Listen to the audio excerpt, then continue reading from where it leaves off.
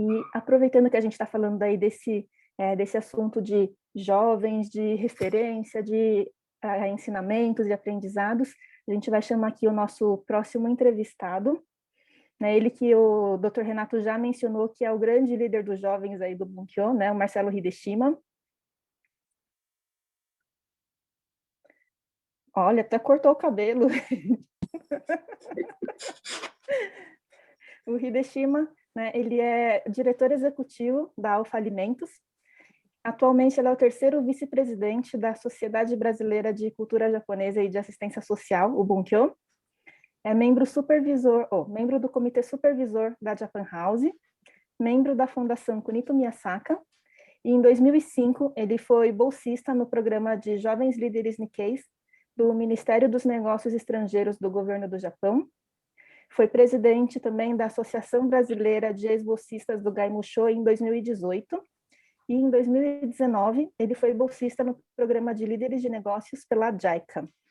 E quem vem para entrevistar o Hideshima é a Mariana Ishikawa. A Mariana tem 32 anos, é associada da ACMIBRA, né, Associação de Juazeiro. Ela faz parte do Seinenkai, foi presidente por 2 anos. Né? Desde 2016, ela é voluntária no Caranca Valley, que é uma comunidade empreendedora do Vale do São Francisco, e desde 2020 ela é voluntária na Rota TIC, Sertão Digital. Falei certo? Programa, né, do Ministério do Desenvolvimento Regional, Governo Federal. Ela é formada em hotelaria e atualmente trabalha na Camed Corretora de Seguros, com mais de 25 produtos distintos, e é também representante comercial de energia solar. Então, Mariana e Hideshima, uma boa entrevista para vocês. Muito obrigada, Patrícia. Bom dia a todos, né? Primeiramente, eu gostaria de agradecer muito a oportunidade de estar participando aqui do terceiro Fórum de Integração do Bunkyo Nordeste. Realmente é uma oportunidade ímpar, e poder também estar acompanhando um pouquinho da história de cada um desses jovens inspiradores que já passaram por aqui, né? Então, eu gostaria de agradecer a presença de todos os presentes, né, de todos que estão nos assistindo. Chama os amigos para vir assistir, que ainda dá tempo, certo? Aqueles que ainda não conseguiram entrar, se precisar de alguma ajuda aí, com certeza vale a pena, e ainda dá tempo, que nossa programação vai até às 4 horas, né? Eu gostaria também de agradecer, né, a presença do Marcelo Hideshima, a sua disponibilidade, né, por estar aqui conosco. Então, seja muito bem-vindo, Hideshima. Muito obrigado, Mariana. Bom dia a todos. Bom dia, Patê. Bom dia a todos que participam desse terceiro FIB de integração Bunkyo Nordeste. Eu aproveito para agradecer o convite da organização em nome do nosso amigo e grande líder, Roberto Mizushima, e dizer, viu, Roberto, que eu fico muito honrado aí de estar ao lado de tantas feras aí que você convidou, né? Tantas pessoas que eu admiro muito e que são exemplos na sociedade. E também é uma grande responsabilidade, né? Falar depois do Dr. Renato, um grande líder, um grande amigo, uma pessoa que tem dado muito espaço para os jovens, tem uma visão global da comunidade, e do Pedro Mizutani, que sempre me falaram dele, e eu fiquei muito surpreso pelo seu conteúdo, pela sua facilidade, pela sua história. E viu, Mariana, só não vale pedir para me cantar, tá? Porque depois do Pedro e o Joey, que vai cantar em seguida, se eu cantar, vai esvaziar o evento, vai ser um fracasso. Então, vamos continuar aí nesse bate-papo, tá bom?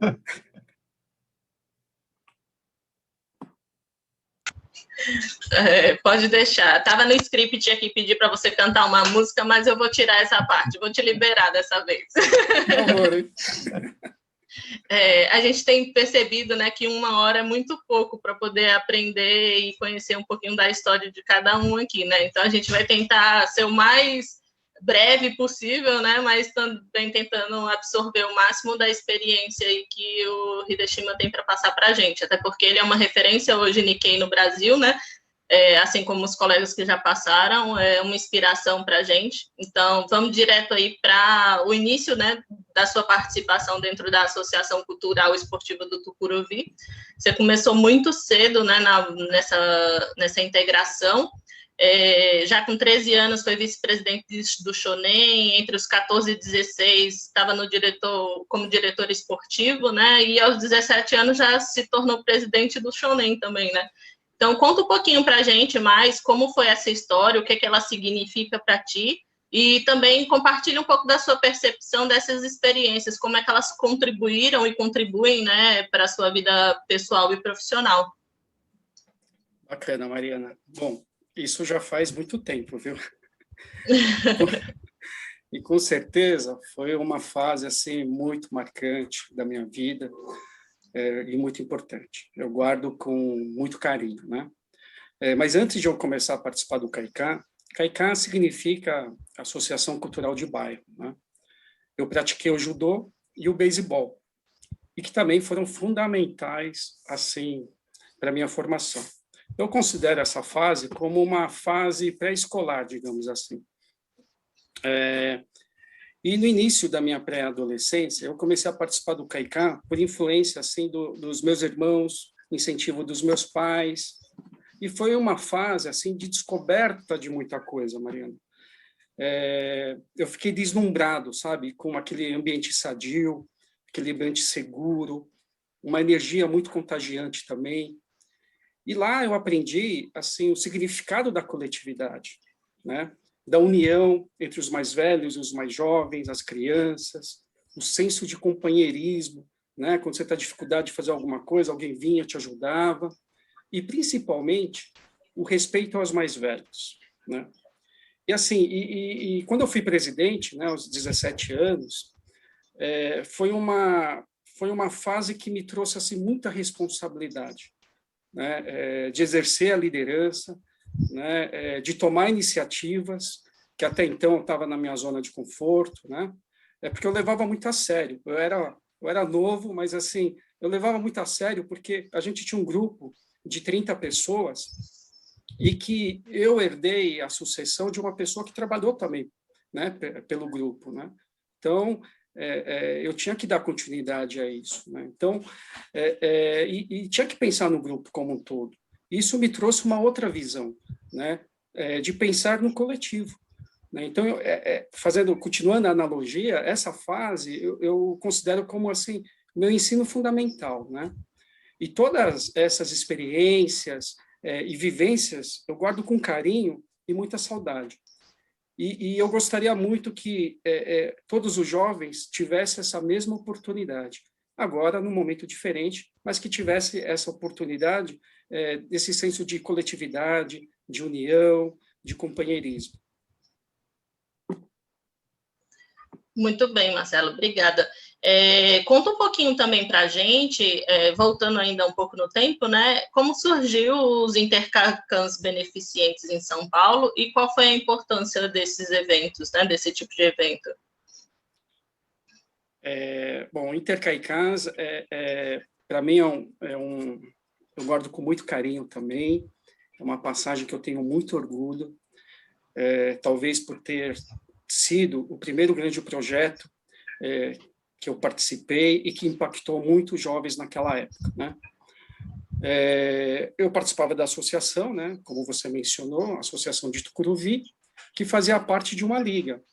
E essa liga reunia várias associações da Zona Norte, né? Eram 8 associações da Zona Norte, e essa liga ela organizava campeonatos, né, de futebol, de voleibol, tênis de mesa, atletismo, né, karaokê, entre outras coisas, e que era muito bacana. Mas esses encontros ficavam apenas na competição, né? E como eu conhecia jovens de outras associações, eu reuni mais 2 amigos, né? O Alexandre, que era do CAICA de Santana, e o Sussumo, que era do CAICA de Tucuruvi, em 1993. E a gente começou a pensar num projeto que pudesse reunir o maior número de associações com o maior número de jovens, onde a gente pudesse proporcionar para eles não só a competição, mas principalmente a integração, né?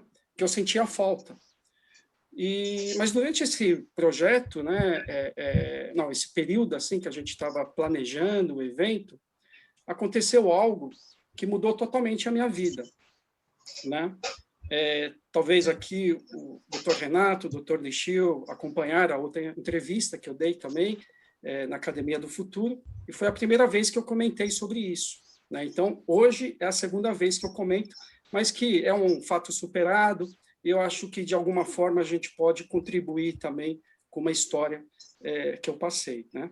Então, durante o planejamento de 93 para 94, em fevereiro de 94, minha família era de supermercados, e meu pai, em uma dessas lojas, ele sofreu um assalto, e, infelizmente, ele ficou totalmente cego, né?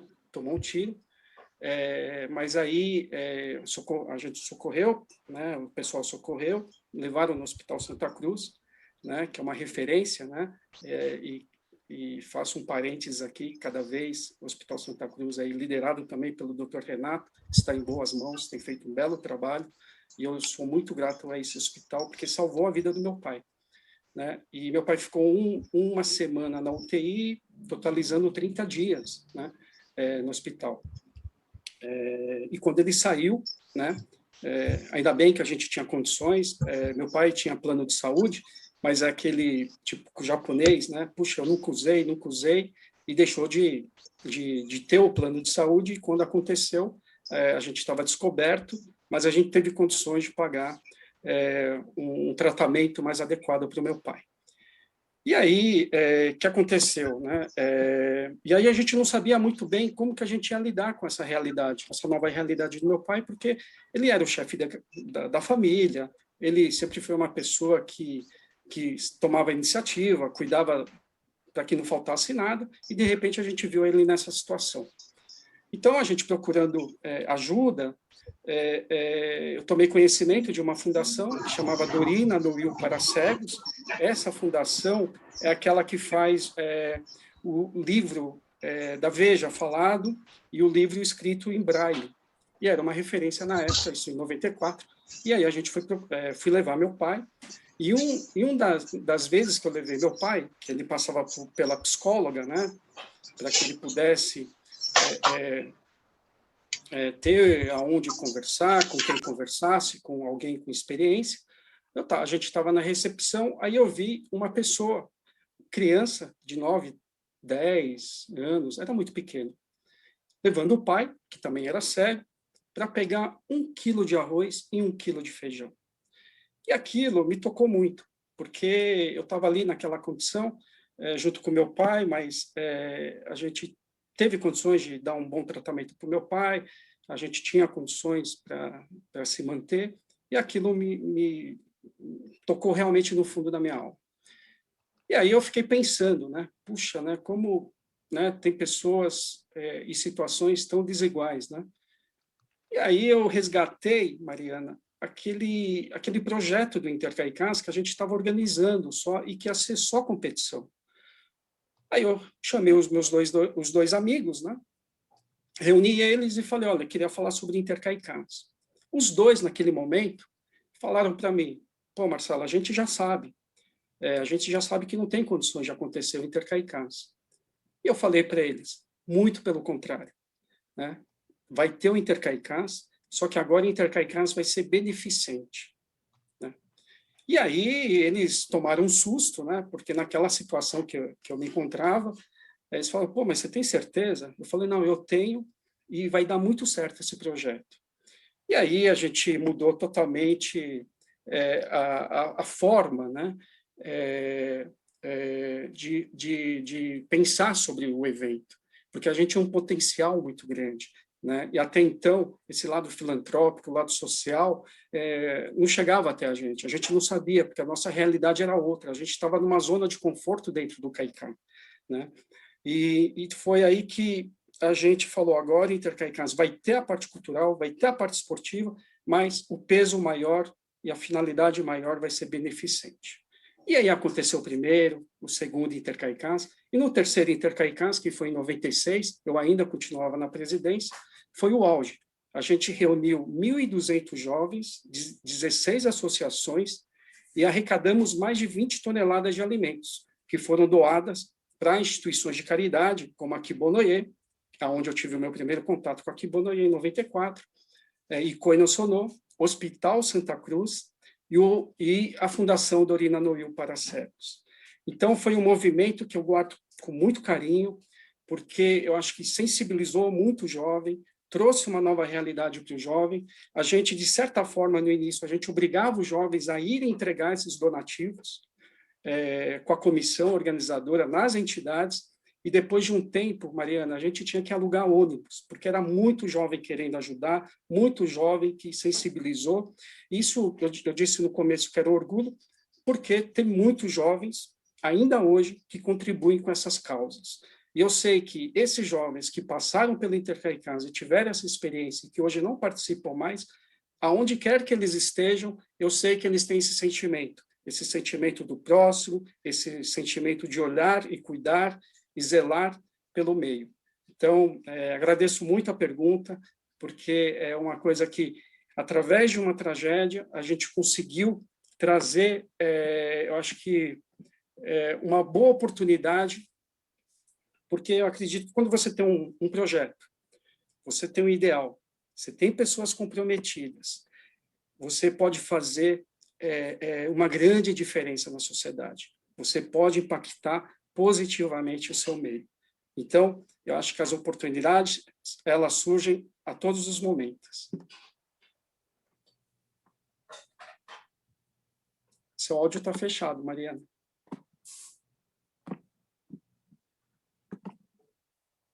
Opa, fechei minha tela. Mariana, seu áudio acho que está fechado. Acho que ela travou. Falei muito. Seu áudio ainda está fechado, Mariana.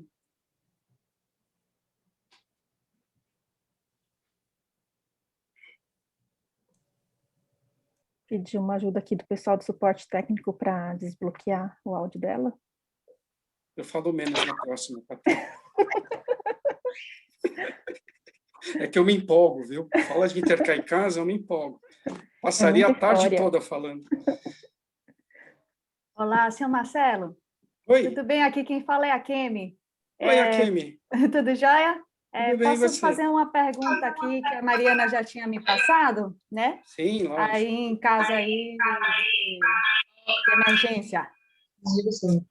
Então, fazer a pergunta aqui, não é mesmo? E obrigada, né, pela explanação, né? E pelo compartilhamento de sua experiência, né? E mesmo com a mudança de fases em sua vida, você conciliou os estudos, né, com o trabalho, a família e os amigos, e continua ativo no voluntariado. Particularmente, vejo que a maioria das pessoas tem dificuldade de conciliar essas transições de faixas etárias, conseguindo equilibrar a vida pessoal, profissional e social.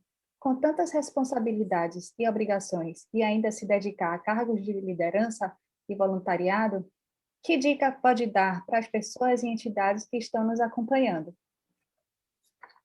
Oi, Akemi, obrigado pela pergunta. Realmente vocês estão preparados, hein? Plano B, plano C, vocês estão de parabéns. O tempo de todos é precioso, né? Estou aprendendo muito aqui com vocês, viu? Muito bacana. Então, Akemi, esse equilíbrio que você comentou, né?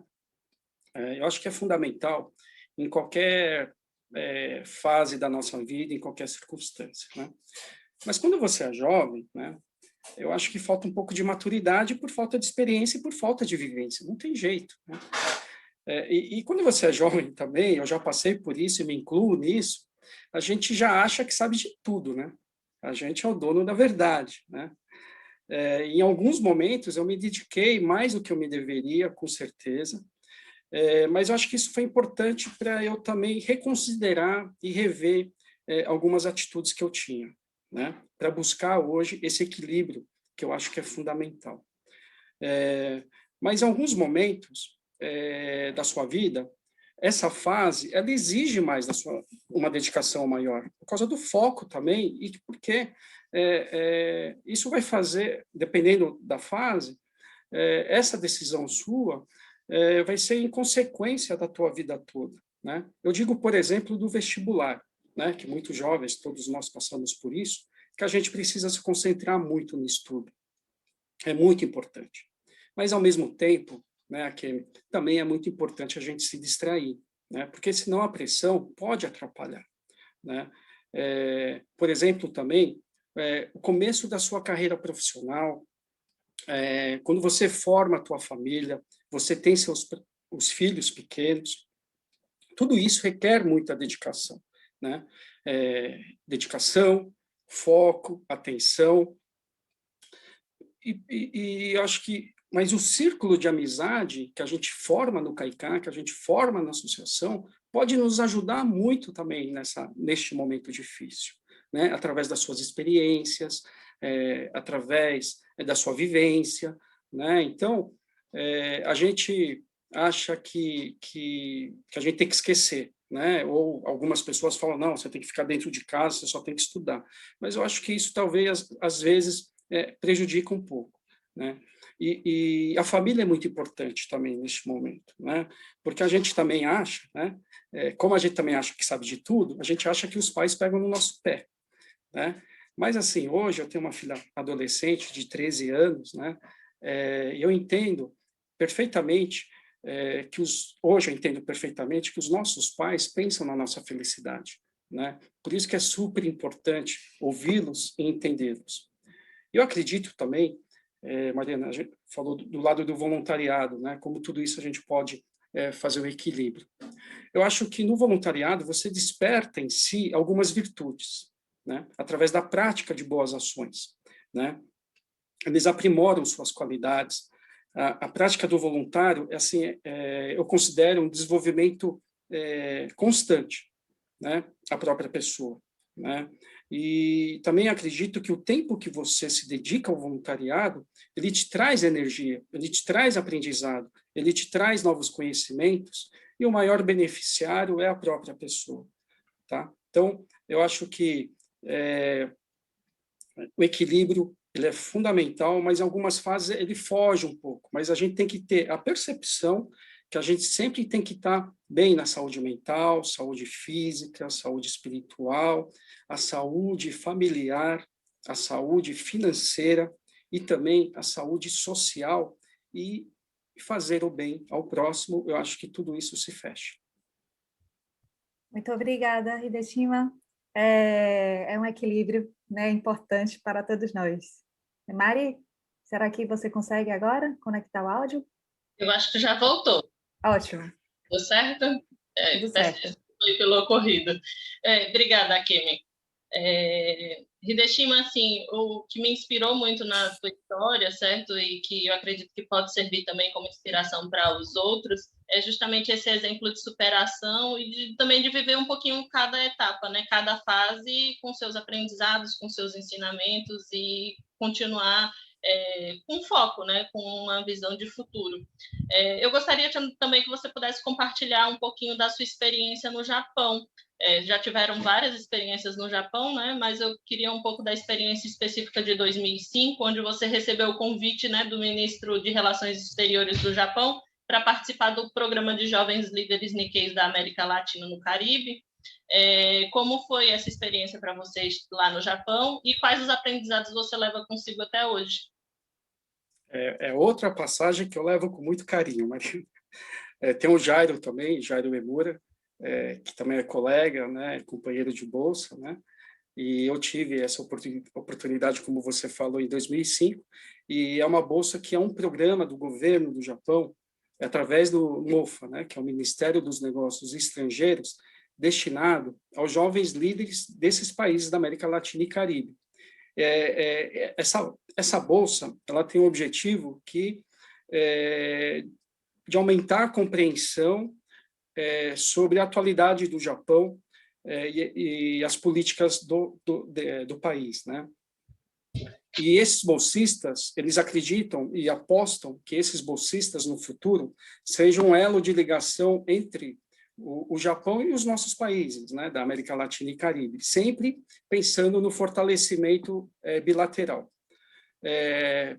O primeiro programa aconteceu em 1965, logo depois das Olimpíadas de Tóquio, e o primeiro bolsista brasileiro, Nikkei, foi o desembargador Kazuo Watanabe, Dr. Kazuo Watanabe, foi o primeiro bolsista. Então, portanto, aí desde 65 até hoje, se passaram vários anos, temos aí, acho que no Brasil, pouco mais de 300 bolsistas.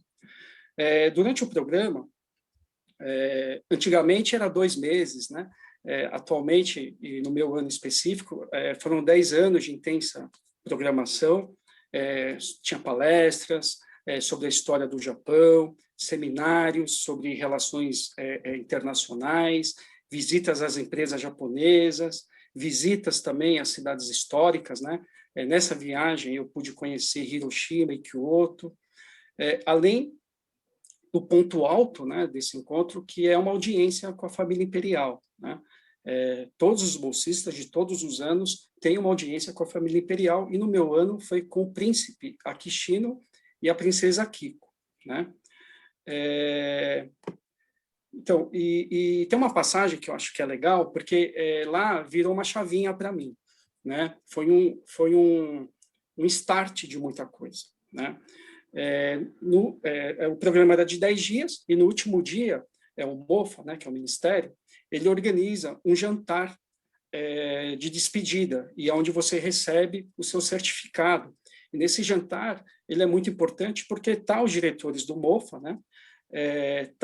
Os embaixadores de cada país, no meu ano foi Argentina, Peru, Paraguai, República Dominicana e México. Então, é um jantar muito importante. E logo pela manhã, a gente teve uma programação e o representante do MOFA pediu para que, entre nós 8 bolsistas, a gente escolhesse um representante para discursar, né, para fazer aí o discurso de agradecimento no encerramento do jantar. E aí eu fui escolhido, né? Só que a gente tinha a tarde livre, né, Mariana? Aí eu fui escolhido e foi unânime, né? Eu fiquei... Depois, quando eu fui para o quarto, né, porque a responsabilidade era grande, eu tinha que pensar no que eu ia falar, e aí o pessoal saiu para fazer as últimas compras, sabe? Aí eu fiquei pensando, eu falei, pô, acho que foi pegadinha, né? Acho que foi pegadinha, e não foi por merecimento, mas enfim. Mas foi muito importante este momento para mim, porque enquanto eu estava escrevendo o discurso, Mariana, passou um filme na minha cabeça, né? Porque eu estava fazendo uma retrospectiva desse encontro, que eu não tinha tido tempo ainda, né? A ficha não tinha caído, e aí eu pensei o antes da viagem também, né? O quão privilegiado eu fui em ser escolhido diante de tantos outros jovens que trabalhavam forte, né, na comunidade Nikkei. E aí, sabe, eu me senti assim, um privilegiado, muito honrado pela oportunidade, e fortaleceu ainda mais o que eu estava fazendo pela comunidade, de uma forma assim, muito intensa, sabe? E aí eu decidi que eu voltaria mesmo para o Brasil, muito mais comprometido, muito mais assim participativo, e que eu tinha um papel muito importante. E depois de um ano, né? Eu estava no Bunkyo, a gente realizou em 2007 o primeiro FIB, né? Que é o Fórum de Integração Bunkyo, que continua até hoje, né, reunindo lideranças de todo o Brasil, inclusive com palestras do embaixador nas edições, e que a proposta era de que juntos a gente pudesse fortalecer ainda mais os nossos laços de amizade, e que pudesse a representação ficaria muito mais forte, e uma comunidade unida, ela faz muito mais pela sociedade, né? E dessa oportunidade, eu pude refletir tudo, né, numa visão mais ampla, com mais tempo, né, e o que me levou a essa oportunidade. E aí, Mariana, eu acredito muito que foi o meu começo lá atrás, meu começo quando eu comecei a praticar o judô, quando eu comecei a praticar o beisebol, quando muito pequeno. E o Kaiká, sabe? Quando eu comecei a ir no Kaiká, porque, assim, muitas pessoas tiveram muita paciência comigo. Muitas pessoas me ajudaram a crescer, sabe? Eles me deram oportunidade, confiaram em mim, me desafiaram, né? O Dr. Renato sempre me desafia, né?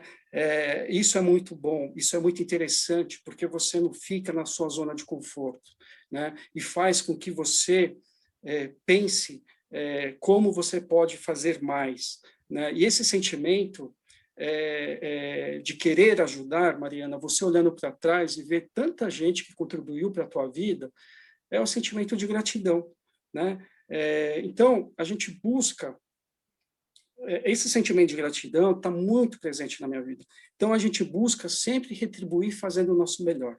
Pode ser uma pequena missão ou uma grande missão, para poucas pessoas ou para muitas pessoas. O importante é você fazer o seu melhor sempre.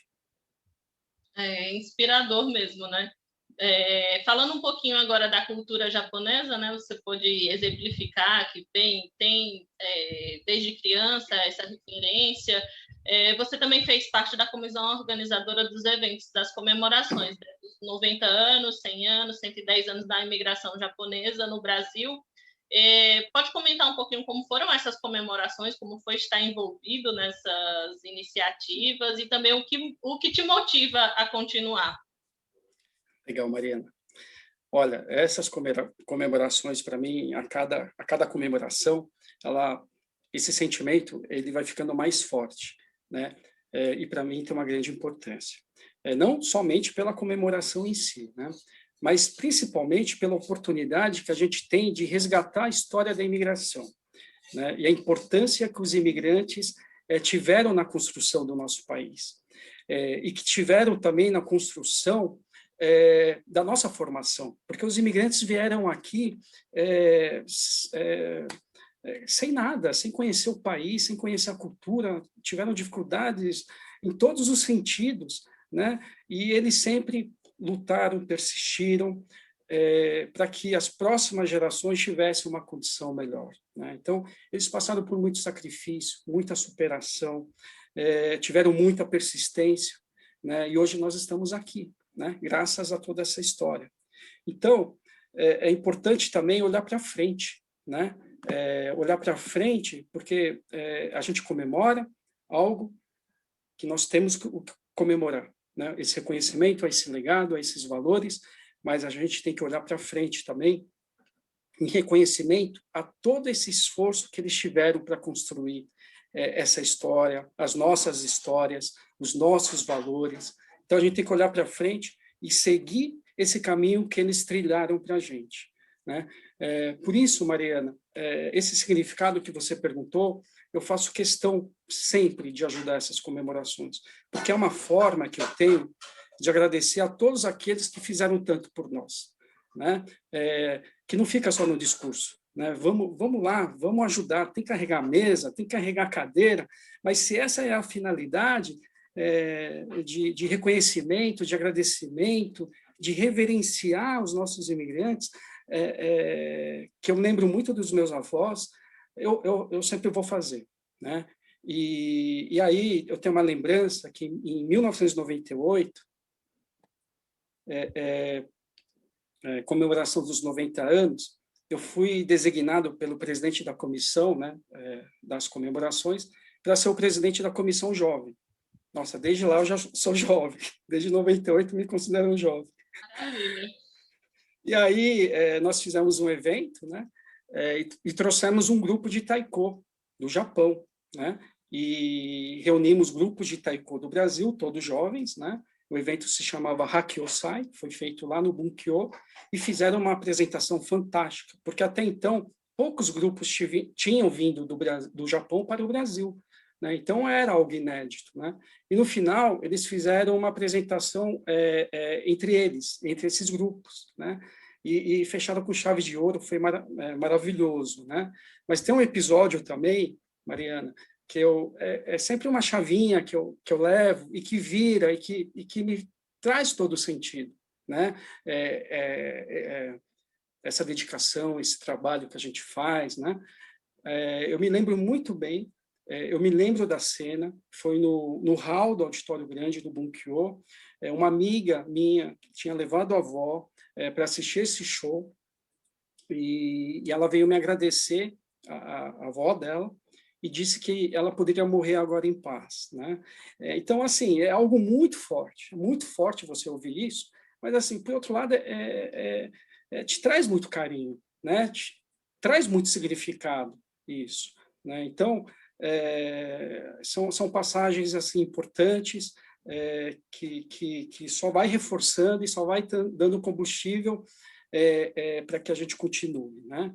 E em 2008 e 2018, né, no centenário, nos 110 anos, a gente teve a oportunidade também, com mais jovens Nikkeis, né, conversar com a família imperial, né? E a cada encontro com a família imperial nos transmite muito sentimento bom, muita motivação para que a gente continue a fazer esses grandes eventos acontecerem, né? É simplesmente emocionante mesmo, né? E é um pouquinho do que os outros colegas já mencionaram, né? O Mizutani, ele menciona justamente essa questão da reflexão, da gratidão e do envolvimento, né? De você poder ser o próprio exemplo. Agora eu vou trazer um exemplo do Dr. Renato Ishikawa, que é a Copani, são as convenções pan-americanas Nikkei, né, que aconteceu em São Francisco, nos Estados Unidos, e você teve a oportunidade de participar também, né? E o que foi muito discutido lá dentro do evento foi o processo do novo Nikkei, falar dos novos líderes Nikkeis na comunidade, principalmente as novas gerações, né? Como você percebeu isso? O que é que a gente pode trazer para dentro das nossas entidades, né? E dentro da realidade que a gente vive, como é que isso pode ser implementado, tendo em vista a importância da preservação desses valores dos nossos antepassados, né? E que solução você enxerga, enfim, para que as nossas entidades, as pessoas que estão nos assistindo, consigam levar essa reflexão adiante, né? E também, se puder comentar, qual é a importância da interação também com os não Nikkeis, né, dentro de todo esse processo? Ok, Mariana. Vou tentar, tá? Bom, começando, falando da Copani, é uma convenção pan-americana Nikkei, né? Ela acontece a cada 2 anos. Eu tive a oportunidade de participar em 2017 no Peru e 2019 em São Francisco, junto com o Dr. Renato, né? O objetivo desse encontro é muito o que o FIB agora proporciona, que é proporcionar a troca de experiências, conhecimentos, sempre buscando as novas tendências, ideias e oportunidades. E o bacana da Copani é que você encontra Nikkeis de todos os outros países que vêm trabalhando em prol do que nós estamos trabalhando também, né? Que através dos valores da cultura japonesa contribuir com o desenvolvimento de cada país, né? No final é isso, né? E essa integração é um fator assim, muito motivador, Mariana, porque você sabe que todos estão juntos, né? Mesmo estando em cada país, tem suas particularidades, mas todos estão juntos, como esse FIB no Nordeste, né? Cada um está na sua cidade, cada um está no seu estado, cada um tem as suas particularidades, mas a gente tem o mesmo propósito, né? Em São Francisco, você perguntou sobre o que foi a discussão. A discussão, a principal foi que o novo Nikkei não é necessariamente o descendente de japoneses, e sim aqueles que admiram a cultura japonesa, independente da sua etnia, né? E a gente tem vários exemplos de não Nikkeis, né? Que não conhecem a cultura japonesa, mas que eles admiram, aprofundam o conhecimento em algumas atividades da cultura japonesa e propagam entre seus amigos isso, né? Um grande exemplo, que eu falo até nas reuniões do Bunkyo, é o Festival do Japão em Salvador, né? Quando eu tive a oportunidade de representar o próprio Bunkyo, eu acho que, se eu não me engano, foi em 2017, né? E eu pude constatar que, neste evento, o público era de 95% ou mais, hein? Ou mais, né? Pode ser 95%, 96%, 97%, que não eram Nikkeis, né? Mas que adoravam e apreciam a cultura japonesa, né? E criavam uma atmosfera lá nesse Festival do Japão, em Salvador, que quando eu voltei, eu contei para todos de São Paulo bem entusiasmado, porque é um evento muito bem organizado, você via o público interessado em anime, em mangá, a praça de alimentação estava lotada, né? Os shows também estavam lotados, né? E acho que isso é uma tendência, né? Por todo o Brasil, através dos festivais. O que eu acho que é natural, eu acho que é sadio, eu acho que é muito bem-vindo e eu acho que é maravilhoso, né? Você perguntou sobre os líderes, novos líderes, né, Mariana? Eu acho que esse é um grande desafio, né? De todas as associações e também eu acho que é o mais importante, né? Porque se você não tem novos líderes, o futuro fica ameaçado, né? E tudo que foi feito, né, pode ser interrompido, né? Mas, por outro lado, Mariana, assim, eu sou muito otimista em relação à liderança, se comparado a anos atrás, né? Eu vejo que vem surgindo vários jovens engajados, vários jovens comprometidos e que têm conteúdo e que quer ajudar. No próprio Bunkyo, né, isso vem crescendo ao longo dos anos, mas nessa gestão do Dr. Renato, a gente teve a surpresa de vários talentos querendo ajudar, sabe, e contribuindo com as suas experiências. Eu vejo isso também, Mariana, em outros locais, não só em São Paulo, né, na própria Bahia, né, você mesmo, Mariana, né, a gente conversou um pouco, você com toda a sua experiência, eu brinquei com você, pena que você está em Juazeiro, né? O desejo era que você estivesse aqui em São Paulo, mas assim, a gente tem que dividir as forças, né? Como outros também, né? Eu vejo jovens em Manaus surgindo através dessa campanha, Todos Juntos com Manaus, pessoas fantásticas. Eu vejo pessoal em Porto Alegre, né? Paraná, eu vejo em cidades pequenas, movimentos da cultura japonesa crescendo, liderados por não Nikkeis, né? Então, mas para que isso aconteça, Mariana, a gente está falando de novos líderes, né? Eu vou falando, eu vou me perdendo. Eu acho que a associação, as entidades, ela tem que abrir as portas, sabe? Ela tem que abrir as portas, ela tem que proporcionar uma relação muito sadia e com muito diálogo, com conteúdo, né? Eu falo isso por experiência própria que a gente está vivendo atualmente no Bunkyo, né? Oferecer a esses jovens oportunidades que eles possam aplicar, né? Tem que trazer para dentro, sabe? Tem que dar um voto de confiança, tem que deixar errar, né? Como eu falei lá atrás, eu errei bastante também, sabe? Mas ninguém me podou, ninguém, sabe, me proibiu de continuar. Pelo contrário, eles me incentivavam, né? Porque através do erro vai te trazer experiência para você acertar. E lá na frente você vai poder contribuir muito mais, né? Então, os mais experientes têm que abrir essas portas, mas os jovens também, por outro lado, têm que fazer a sua parte, né? Eu acho que tudo aquilo que a gente comentou sobre a paciência, sobre o respeito, sobre o companheirismo, sobre a união, sobre tem que estar presente em todas as atitudes, né? E a entidade também, ela precisa fazer algo, como o Pedro falou, do propósito, né? Eu acredito muito que tem que ter conteúdo, né? Se não tiver conteúdo, você segura o jovem por pouco tempo. Por exemplo, futebol. Você monta um time de futebol. Nada contra. Eu gosto de futebol, joguei futebol. Mas se só tem o futebol, quando chover, a quadra descoberta, não vai ter futebol, eles não vão frequentar, né? Quando alguém quebrar a perna, também não vai frequentar.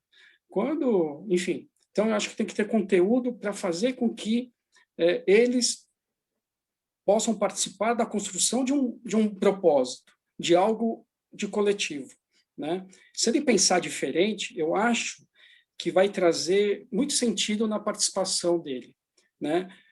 Eu costumo dizer que, eu vou falar de novo da chavinha, né, Mariana? Porque uma simples atividade pode trazer muitos ensinamentos, né? Mas talvez não está muito claro, né? Por exemplo, tá? Vou citar alguns exemplos aqui. Eu pratiquei judô e beisebol, falei para você desde pequeno. Na época, eu não tinha compreensão do que era, né? Eu achava que meus pais me colocavam lá para chegar cansado em casa, dormir bem e não ficar chamando eles para brincar, enfim, atrapalhando eles, né? Mas aí, quando você vira a chave, quando você fica um pouco mais velho, você vê que essa compreensão é totalmente diferente, né? Se eu citar o judô, por exemplo, os valores que ele traz de uma forma implícita, que você não vê, mas está nos gestos, está no comportamento, por exemplo, o respeito ao seu professor, respeito ao oponente, respeito ao dojo, né, ao local de treino, a disciplina, a concentração que você precisa ter, né? No beisebol, joguei pouco, era muito ruim, mas eu joguei, mas eu trago grandes ensinamentos, né, dessa época. Eu sou diferente do Roberto, né? O Roberto joga até hoje e é pitcher, né? Eu pratiquei pouco, mas eu trago muito ensinamento. Eu era reserva, né? Eu tinha que pegar taco, bola, eu era gandula. Na época eu pensava, poxa, mas estão me usando de gandula aqui, né? Mas aí você com o tempo, você transforma isso em ensinamentos, né? O espírito da coletividade, né? É uma engrenagem que tem que funcionar e todo mundo tem o seu papel e que são importantes, né? Da união, sabe? A amizade, você cria uma amizade, a parceria, né? Por exemplo, no aspecto cultural, você tem a cerimônia do chá, né? Quem pratica a cerimônia do chá, né? Tem valores implícitos ali, como a pureza, né? A harmonia, a postura que você tem que ter, a simplicidade de gestos, né? Simples, mas que fazem toda a diferença, né? E o Ikebana também traz muitos valores que a gente não percebe, mas se a gente olhar com atenção, você vai ver que tem a sensibilidade. Lá tem um equilíbrio, né? Tem o equilíbrio da montagem, do arranjo, né? E tem o respeito pela natureza. Imagina se metade da população fizesse Ikebana, né? E tivesse esse sentimento de respeito à natureza, né? Como que o Brasil ia ser bem melhor. Então, dentro das associações, a gente pode praticar tanta coisa boa, que se a gente vira a chavinha e falar, poxa, aqui eu estou só fazendo um arranjo bonito. Não, ele é muito mais profundo, né? Ele te remete a muitos valores que, se você usar isso no seu dia a dia, sabe, é um grande diferencial daqueles que não têm a oportunidade ou que não participam da associação. Então, a manutenção da associação, ela é muito importante, mas é muito importante que tenha conteúdo e que a gente possa transmitir esses valores para quem está participando. Só reforçando os valores, né, Marcelo? Você comenta várias vezes sobre os valores Nikkeis e eles estão intrínsecos nas atividades que a gente muitas vezes exerce, né? Então, os 8 valores Nikkeis são o aprendizado, a integridade, a coletividade, a perseverança, a gentileza, gratidão e respeito. E tudo isso é trabalhado dentro dessas ações, dentro das associações, né? E muitas vezes nós jovens não percebemos, né? Vamos perceber depois com a experiência e com o passar do tempo. E falando em tempo, né? O tempo passa tão rápido. Nossa, e a gente está aqui correndo já. Mas eu gostaria de falar um pouquinho da sua participação no Bunkyo, né? Você já está aí há 25 anos dentro do Bunkyo, teve uma participação muito importante e atuação junto ao Comitê Jovens, né? Já participou, por exemplo, das comissões de jovem, o Bukan Patsuri, o FIB, que é esse fórum que a gente está fazendo parte, o Comitê Jovem e também o Projeto Network. Qual é a sua motivação para tantos projetos, né? E qual é a sua percepção dessa relação entre os jovens e o Bunkyo também? Olha, Maria, desculpa pelo tempo, eu vou me empolgando aqui, vou falando e nem percebo. Realmente, ano passado, eu tinha 50 anos e eu entrei no Bunkyo com 25 anos, né? E eu me considero que eu tenho um perfil muito de bastidores, tá? E uma das minhas características é ser observador, né? Eu particularmente também gosto muito do novo, gosto de desafios, né? Por isso que quando o Dr. Renato desafia a gente, eu gosto disso, né? É pena que eu não tenho muito tempo para atender a demanda, né? Mas, assim, independente também do momento que eu estou vivendo, ou da associação, Bunkyo, Kibonoye, ou Gaimusho, outras que eu participei, eu costumo fazer muito uma análise, que é a análise SWOT, né? Que é uma técnica que a gente usa, né, para planejamento estratégico. Né? No Brasil chama FOFA, né? O pessoal chama de FOFA, né? Que é fraquezas, forças, oportunidades, fraquezas e ameaças. Eu sempre faço essa análise, né? E digamos assim que se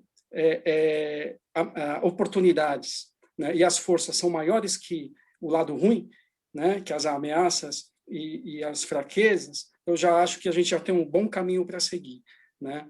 Então, eu vejo uma dificuldade dentro, através da observação, eu vejo que tem uma deficiência, uma oportunidade, digamos assim, dentro da associação que ainda não existe.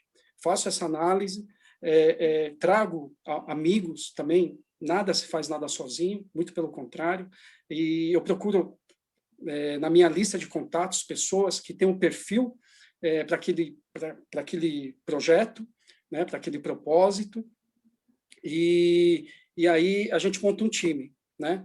E esses projetos que você citou, todos eles levam sempre a ampliar a oportunidade de mais pessoas se conectarem, né? Mais pessoas se integrarem, mais pessoas se fortalecerem, né? Para que a gente possa alcançar o maior número possível. Olha o doutor Renato aí mostrando, SWOT. É isso mesmo.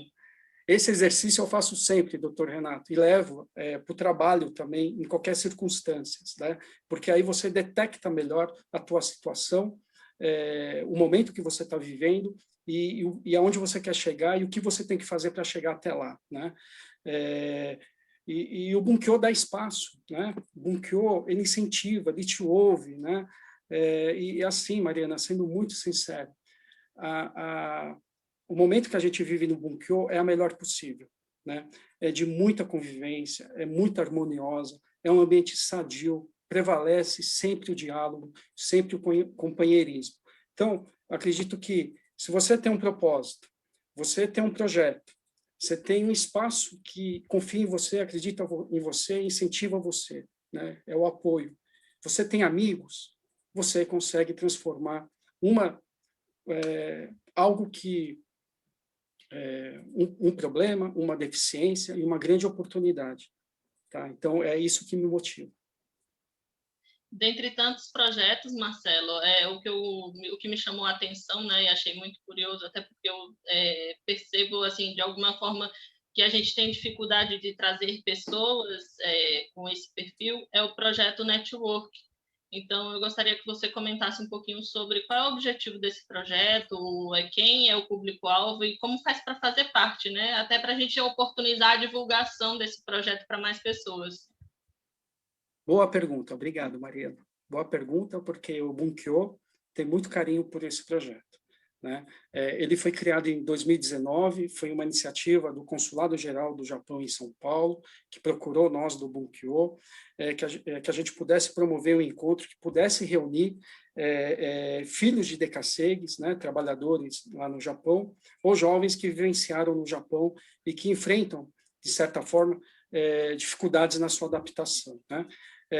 Em 2020, este evento foi virtual, foi organizado pelo Rodolfo Ada, que é o presidente da comissão, junto com o Yoshio, professor André Sait, que vai se apresentar daqui a pouco, né?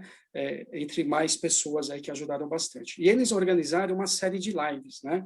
Que, inclusive, está disponível, né? Aonde, você perguntou aonde que eles podem achar informações, está disponíveis lá no site do Bunkyo, né, no Bunkyo Digital, né? E também com todo o conteúdo, tá? É muito interessante essas lives. O conteúdo, olha, me surpreendeu bastante pela riqueza de detalhes, né? E assim, a gente busca jovens, né? Essas lives buscaram jovens jovens assim que foram em busca de sonhos, né? Jovens que tiveram sonhos interrompidos, mas também muitas histórias de superação, muitas histórias de jovens que estão cursando a faculdade ali, como que eles fizeram para chegar a este momento, né? Tem uma live que fala muito sobre a realidade desses brasileiros no Japão, né? Que muitos têm dificuldade de readaptação, não se sentem nem ter uma crise de identidade, né?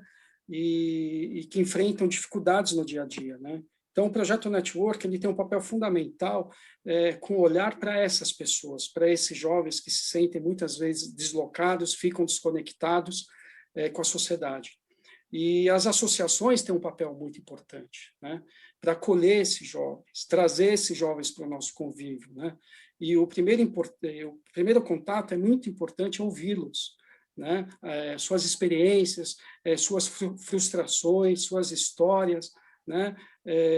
Mas mostrar para eles também que eles têm muito que contribuir conosco aqui, né?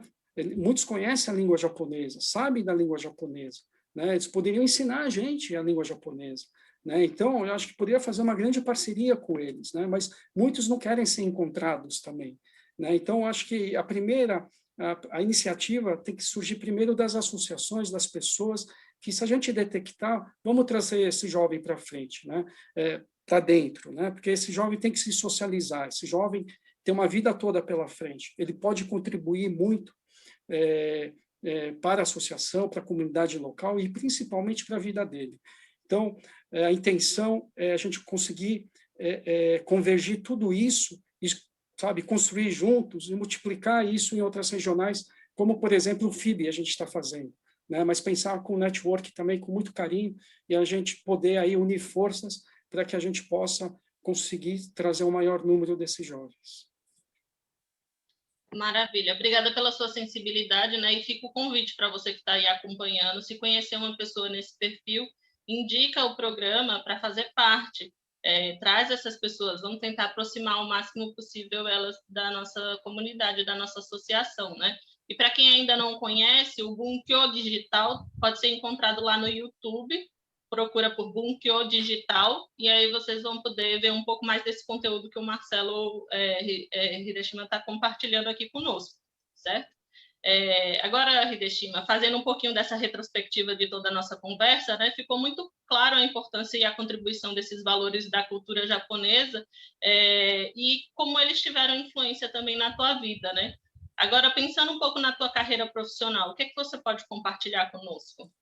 Poxa, Mariana, boa pergunta, porque assim, a minha carreira profissional tem tudo a ver com o meu lado voluntariado, tá? Eu vou contar aqui um exemplo que retrata muito bem isso. Eu disse lá que em 94 eu conheci a Kibonoye através do Intercaicás, né? E comecei a ajudar porque eu me encontrei lá, né? Me senti fazendo a diferença para aqueles que tanto precisavam, né? E aí eu tive uma oportunidade, em 2001, de ser o presidente da Festa do Verde, da Kibonoye, que é o principal evento que tem, que arrecada recursos para fazer a sua manutenção.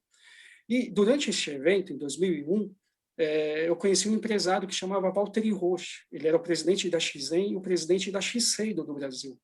E ele estava com um novo desafio de se lançar candidato a deputado por São Paulo, né? E ele me viu ajudando lá, tal. E ele me chamou, me convidou para fazer parte da equipe dele. Eu relutei no começo, né? Fiquei 6 meses para dar uma resposta para ele, mas depois eu fui.